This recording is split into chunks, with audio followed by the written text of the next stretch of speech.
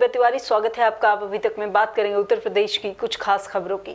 गाजियाबाद के MMH college में 3 वर्षीय एलएलबी कोर्स को बंद करने के विरोध में सोमवार को छात्रों ने जमकर हंगामा किया। पुलिस ने लाठीचार्ज करते हुए छात्रों को भगाया। पुलिस ने एक छात्र नेता को हिरासत में भी ले लिया।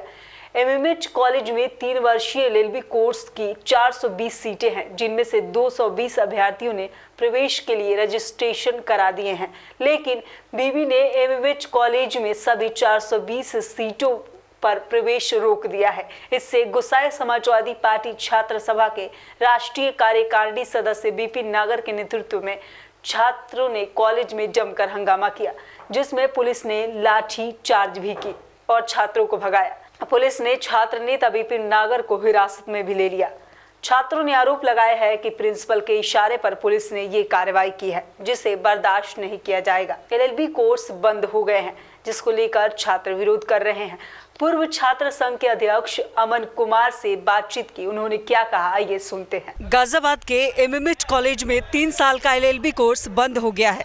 अब इसमें सबसे बड़ा सवाल है कि जो फीस एफर्ट कर सकते हैं वो तो प्राइवेट इंस्टीट्यूट से, प्राइवेट संस्थानों से अपना कोर्स पूरा कर लेंगे, लेकिन जो फीस एफर्ट नहीं कर सकते हैं उनका भविष्य खतरे में पड़ गया है। आखिर में वो जाएंगे तो जाएंगे कहाँ? अभी जो है एलएलबी का जो 3 साल का कोर्स था वो बंद हो गया है, तो इससे आप लोगों को क्या दिक्कतें हैं और क्या हो सकती है भविष्य में? देखिए, एमएमएच कॉलेज गाजियाबाद का सबसे पुराना कॉलेज है और कॉलेज के अंदर 1952 से लगातार एलएलबी की पढ़ाई जो है सरकारी फ़ीस पर की जा रही है। ये यहाँ पर जो है आप देख रहे होंगे, ज़्यादातर लोग जो ग्रामीण क्षेत्र से आ रहे हैं, जिनकी अभी आर्थिक स्थिति इतनी अच्छी है नहीं कि वो 30 से 40 हज़ार रुपये फ़ीस दे करके कहीं और से सेल्फ फाइनेंस कॉलेज से एलएलबी कर सकें। ये बहुत ही दुर्भाग्य की बात है जो बीसीआई और यूनिवर्सिटी और कॉलेज की मिलीभगत के कारण जो ये ख़त्म किया गया है। हम इसका ज़ोरदार विरोध कर रहे हैं। हम पे आपने पता होगा कि अभी 2-3 दिन पहले यहाँ पर आंदोलन किया था, प्रशासन के लोगों के द्वारा हमारे ऊपर लाठीचार्ज की गई, लेकिन हम इस दबाव से दबने वाले नहीं हैं। जब तक इसका फैसला छात्र हित में नहीं आ जाता है, लगातार आंदोलन जारी रहेगा।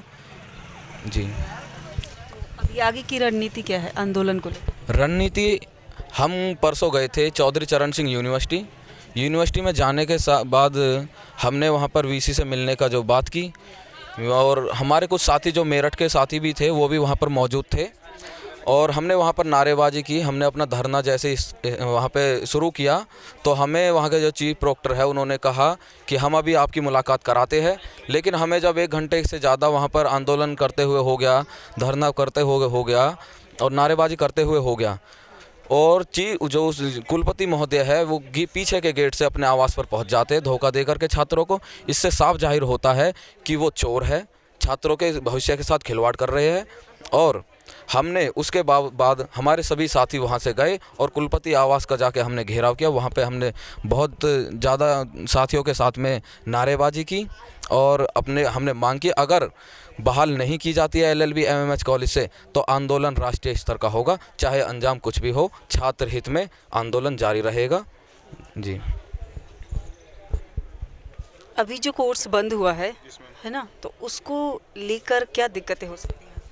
मैम, गरीब बच्चा एकदम से जो 1500 रुपये फीस दे रहा है कॉलेज में, एकदम से वो 30-40 हज़ार रुपये कहाँ से ला देगा? गरीब बच्चा पढ़ नहीं पाएगा। इस कारण से अगर कोर्स बंद हो जाता है तो गरीब बच्चा कैसे पढ़ पाएगा?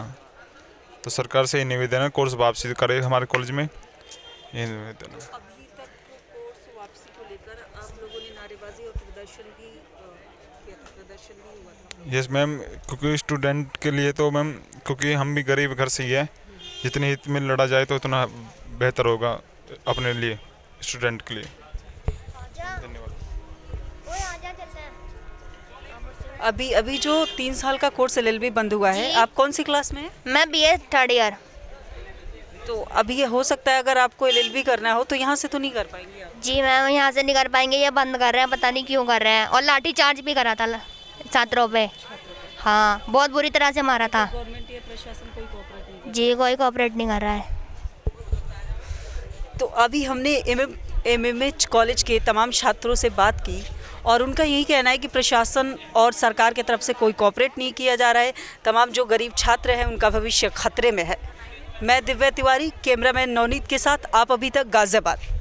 गाजियाबाद में एक पत्रकार से मारपीट करने का मामला सामने आया है। कुछ लोगों ने पत्रकार को बड़ी बेरहमी से पीटा है। तो उसके बाद से इन लोगों ने जो है पीछे से एसपी सिंह वगैरह इन लोगों ने सरिये से वार, और 5-7 लोग थे और मैं बाकी को पहचान नहीं पाया, इन्होंने वार करना। मैंने कहा यार इससे पहले कि मेरे मुंह से हाय हो थोड़ी बहुत निकली, मैं अनकॉन्शियस टाइप का होने लगा। तो फिर उन्होंने एक जो चूँकि चीज़ें तथ्य जो होते हैं वो अपने आप में बहुत कुछ कहते हैं, इन्होंने कई जगह सरियाओं से मारा है। नहीं, एक मिनट अभी दिखा देना बता। अब इसमें ये बता दो कि जैसे इन्होंने मारा हमला, क्या कारण है? कारण मैं बता देता हूँ उसको जरा।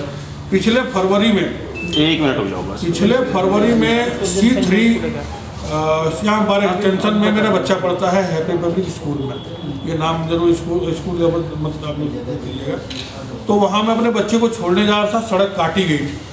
तो मैंने कहा कि भैया स्कूल जाने दोगे क्या? और तो नहीं रास्ता बंद है, दरवाज़ा भी उन्होंने लगा रखा था अवैध रूप से, वहाँ गेट लगा हुआ है वो बंद कर रखा था। मैंने कहा यार ये रहा स्कूल C1, ये रहा C3 का मामला है। मैं 5-7 मिनट लेट हो चुका था। लेट होने के बाद अभिभावक की और स्कूलों की क्या प्रतिक्रिया होती है आपको पता। फिर मैं यूँ, इन्होंने कहा कि नहीं, मैंने कहा परमिशन है क्या जो ऐसे काट रहा हूँ मशीनों से? तो हाँ। मैं फिर अपने बच्चे को लेकर राउंड अप हो गए, 5-7 मिनट और लेट होकर मैं छोड़ के यहीं पे मानिए कि C1 C3 वहाँ छोड़ के मैं चला आता हूँ। फिर मैंने मन में आया कि यार ये काट रहे हैं, जरा पूछूँ। तो मैं पूछता हूँ कि हाँ भी ऐसे आप लोग काट रहे हो। मैं एक जो है रोड टैक्स पेयर हूँ और भी चीज़ों को टैक्स पे करता हूँ। तो रोड टैक्स पेयर के नाते मेरे बाइक का भी जो है रोड टैक्स पेड है। तो क्या आप बताएंगे कि भाई क्यों काटा गया है ये रास्ता और मशीनों से क्यों काटा जा रहा है? और काटा गया भी है, अगर कुछ काम हो भी रहा है अगर परमिशन से, तो आधा रास्ता बंद करेंगे, आधा रास्ता खुला रहेंगे, आधे में काम करेंगे, फिर आधा करेंगे और कोशिश करेंगे कोई यातायात बाधित ना हो। तो वहाँ पे ये लोग जो है एसपी सिंह सुरेंद्र प्रताप सिंह जो पूर्व पार्षद कुसुम सिंह का पति है, उसको ये लोग फ़ोन करके बुलाते हैं। पहले वो फ़ोन पे आता है, कहता है मैं एसपी सिंह बोल रहा हूँ। कहता मैंने कौन एसपी सिंह, मैं नहीं जानता, यहाँ के बात करना तो करो। तो वो कहते हैं हाँ इसकी परमिशन है, जबकि वो परमिशन नहीं दिखा पाते हैं। और ये वहाँ पे पिस्टल लगा के, क्योंकि उसको सरकारी गन है, वो लगा के आता है, धमकियाँ देता है और ये भी कहता है कि पता लगाओ इसका बच्चा कौन से स्कूल में पढ़ता है। मैंने कहा कि महोदय आप इतनी बड़ी बात कह रहे हैं, क्या करेंगे आप उसका? ये C1 का मामला है, C1 के पास ये मामला हो रहा, C3 में मेरा बच्चा पढ़ता है। ठीक है, मैं खुद ऑलरेडी लेट हो चुका था, इसलिए मैं थोड़ा सा ये पूछ रहा हूँ, अदरवाइज मेरे कोई मतलब नहीं है। आप लोग, आपकी बिल्डिंग बन रही है, बनाइए, आपको जो करना कीजिए। GDA से सब ज्ञान में मामला होगा, GDA देखेगा या संबंधित अधिकारी देखेंगे। तो वहाँ पे ये बात आई गई होगी। मैंने जो है वहाँ पुलिस बुला के कंप्लेंट दी, जिसकी शिकायत पर कोई कार्रवाई नहीं की, उल्टे एक साथ 16 कर दिया गया, जिसको बाद में निपटाया। अब उसके बाद से चूँकि अब जब कोई मुझे गोली मारने की धमकी देगा, मेरे बच्चों को उठवाने की, उसे किडनैप करने की धमकी देगा, तो मैंने फिर इसके तो पता लगाया कि कौन सी बिल्डिंगें बना रहे हैं, कितना वैध है कितना अवैध है। मैंने एक पब्लिक इंटरेस्ट में, सामाजिक कार्यकर्ता के इंटरेस्ट में, और वैसे जो मैंने इसकी शिकायत लगाई कि भाई पता किया जाए, इसकी जांच कर ली जाए कि क्या इसमें लीगल और क्या इलीगल है। तो उन लोगों को फिर पता चला कि ये तो इनके तो नक्शे ही पास नहीं है। नक्शा पास किसी भी बिल्डिंग का नहीं है, चाहे वो D136 हो और D36 हो या D195 एंगल भूमि में बनाते होंगे ना ये जी। तो जो भी है उनके नींव भी 1-2-2.5 फुट है, वो कभी भी गिर सकता है। मामला C का था, ये D कहाँ गया, कहाँ से आ गया? मैं बता रहा हूँ, क्योंकि C का था तो C पे भी शिकायत हुई और उसके बाद D पे भी शिकायत हुई। जो भी मैंने कहा कि जब आप लोग मेरे खिलाफ पर्सनली आ रहे हो, तो जितने भी आपकी बिल्डिंग है, जो मेरे संज्ञान में आया, पता लगाया, उस पर मैंने डाला। आप उस GDA में डाल दिया? हाँ, उसमें मेरा जो कन्वर्सेशन था वो GDA से था, इनसे कोई मेरा मतलब नहीं, ना कभी मैंने इनको फ़ोन किया। उसके बाद से इन लोगों ने कई तरीके के लालच प्रलोभन दिए, धमकियाँ दी। मैंने कहा देखो जी, मेरा जो भी मामला है वो GDA से है और GDA में अवैध है और उसके खिलाफ जो ध्रुवीकरण के आदेश भी हो चुके हैं। इन्होंने देखा कि कोई रास्ता नहीं बनता है, तो फिर इन्होंने मेरे खिलाफ जो है एक्सटोर्शन का मामला लिखवाने की कोशिश की, जिसका मुझे पता ही नहीं था। जिसके मैं आरोप लगाने के बजाय मेरी फेवर में गौरव शर्मा बयान दे बैठे कि इन्होंने मेरे से कुछ नहीं कहा, किसी 3rd 4th चैनल ने, मतलब बॉडी ने मेरे से कहा। तो वहाँ पे बात आई गई, ख़त्म हो गई। लेकिन दरोगा जी को इन्होंने फेवर में लिया हुआ था, वो पैसे दे के लिया था, कैसे लिया था मुझे नहीं पता। फिर दरोगा जी ने, मैंने कहा कि देखो ये तो उल्टा चोर कोतवाल को डांटा। अभी 15 दिन पहले इसने मुझे धमकी दी, मेरे पास रिकॉर्डिंग भी है और मेरे घर पे पिस्टल लगा के गया भी था धमकाने। तो मैंने कुछ किया नहीं, मगर चलो कोई बात नहीं। तो मैंने भी चूँकि उसी दिन जो है ऑनलाइन जो शिकायत की थी और फिर जिसका संज्ञान लेते हुए पुलिस ने एक साथ 16 और यहाँ तक कि धारा 110G यानी कि जो संगीन अपराधी होते हैं जिनके खिलाफ दुनिया भर के मुकदमे होते हैं उनके खिलाफ लगाया जाता है, यानी कि हाफ गुंडा एक्ट जैसा कि मुझे पता चला। तो मैंने कहा कमाल की बात है। मैंने फिर जो है उसको चैलेंज किया है, चैलेंज याचिका डाली है कि उस पर पूछी जाए। बाबू कहाँ है ये? तो अभी जो है कल उसकी डेट है, लगभग 100 नंबर उसमें अदालत में जो है कल उसकी डेट है। वहाँ दरोगा साहब आएंगे, बताएंगे कितने मेरे खिलाफ मुकदमे हैं। लखनऊ के एनआईसी के माध्यम से सड़क सुरक्षा माह का शुभारंभ करते हुए मुख्यमंत्री योगी आदित्यनाथ ने संबंधित अधिकारियों को सड़क सुरक्षा नियमों का पालन करने की शपथ दिलवाई और कार्यक्रम को सफल बनाने के लिए आवश्यक दिशा निर्देश भी दिए हैं। मैं हमेशा दोपहिया वाहन चलाते समय हेलमेट का तथा कार जीप चलाते समय सीट बेल्ट करूंगा।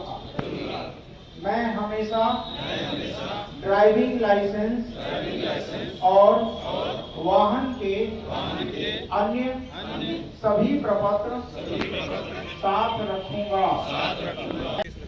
आपने सर कुछ कार्यक्रम का रैली दिखाई है, क्या है पूरा? आज से ये सड़क सुरक्षा माह की शुरुआत हुई है और ये लगातार 20 फरवरी तक विभिन्न विभागों के सहयोग से प्रतिदिन कार्यक्रम किए जाएंगे। इसमें यातायात के नियमों के संबंध में जागरूकता, टेक्नोलॉजिकल इंटरवेंशन, इंजीनियरिंग और साथ ही साथ दुर्घटना होने के उपरांत तत्काल सहायता और जिससे कि डिफॉर्मिटीज़ को कम करने इस संबंध में कार्यक्रम आयोजित किए जाएंगे। इस कार्यक्रम का मेन थीम है जागरूकता पैदा करना। इसमें विभागों के साथ साथ विभिन्न स्टेक होल्डर्स का सक्रिय सहयोग प्राप्त करते हुए जागरूकता फैलाकर सड़क दुर्घटनाओं में कमी कराया जाना इसका उद्देश्य है और इसके लिए हम लोग विस्तृत मिनट टू मिनट कार्यक्रम बना करके और इसको साकार रूप देने की कोशिश करेंगे। गाजियाबाद के थाना निवाड़ी क्षेत्र के पतला निवाड़ी गांव के बाहर पति ने पत्नी की पत्थर से सर कुचलकर हत्या कर दी। जानकारी के मुताबिक पति पत्नी साथ में मोदी नगर दवाई लेने गए थे और जब वापस आ रहे थे तो रास्ते में आपस में विवाद हो गया, जिसके बाद पति ने पत्नी पर पत्थर से हमला कर दिया, जिससे पत्नी कोमल की मौके पर ही मौत हो गई। घटना के बाद से पति फरार बताया जा रहा है। क्या नाम है आपका? मेरा नाम हरीश कुमार है। मृतक महिला के क्या लगते हो? मैं उनका भाई हूँ। क्या घटना घटी थी आज? घटना हमें करीब 4 बजे शाम को फ़ोन आया कि तुम्हारी बहन जो है मार दी गई है। मेरे जो भांजी है उसने फ़ोन किया था मेरे पास कि मामा जी मेरी मम्मी मार दी। किसने मार दी? वो अपने पापा का ही नाम ले रही थी और परिवार के और भी जो लोग हैं उनके साथ मिल कर गए। कितने वर्ष हो गए शादी को? शादी को 18 साल हो गए जी। कितने बच्चे हैं? 2 बच्चे हैं, एक लड़का है एक लड़की है। परिवार में किसी तरह का विवाद चल रहा है? परिवार में 3-4 साल पहले से विवाद चल रहा है। किस बात को लेकर? इन्होंने कोई बिजनेस खोला था, उसमें इन्हें घाटा हो गया था तो इन्होंने ज़मीन वमीन बेची थी अपनी। बापू बेटा दोनों लड़ते रहे आपस में, शराब पी गए। जो मेरी बहन का ससुर है वो भी शराब पीता है और जो उसका देवर है वो भी शराब पीता है। तो आप हत्या का क्या कारण रहा? हत्या का मेन कारण ये रहा कि इसे प्रताड़ित करे। अगर ये ज़मीन वमीन बेची से ये रोक रही थी कि ज़मीन मत बेचो, ये उसे मारपीट कर रहे थे और वो विवाद इतना बढ़ गया कि अंततः उसकी इन्होंने चाकू से गोद के हत्या करी है और ईंटों से। अकेले थे, कोई और भी साथ में था? हाँ जी, परिवार के और भी सदस्य थे। उनकी सास थी राजवीरी, उनके पति मनोज और उनके ससुर राजपाल और अमरीश उनका देवर। क्या घटना की तहरीर पुलिस को दे दी है? हाँ जी, घटना की तहरीर पुलिस को दे दी है, लिख करके दी है। आज दिन में एक सूचना प्राप्त हुई थी कि थाना निवाड़ी क्षेत्र के अंतर्गत ग्राम पतला के में एक अज्ञात महिला का शव मिला है, जिसकी शिनाख्त गांव में ही रहने वाली महिला कोमल के रूप में हुई। और जानकारी करने पर पता चला कि कोमल और उसका पति मनोज दोनों ही मोदी नगर दवाई लेने गए थे। वापस लौटते समय गांव के ही बाहर एक सुनसान स्थान पर कुछ पारिवारिक विवाद के चलते मनोज ने कोमल के सिर पर भारी पत्थर से प्रहार करके उसको घायल कर दिया, जिससे उसकी मृत्यु हो गई। अभियुक्त की गिरफ्तारी के लिए टीमें लगा दी गई हैं, बहुत ही जल्दी उसकी गिरफ्तारी कर ली जाएगी। उत्तर प्रदेश की कुछ खास खबरों में फिलहाल इतना ही। फिर मुलाकात होगी कुछ नई ताज़ी खबरों के साथ। तब तक के लिए नमस्कार।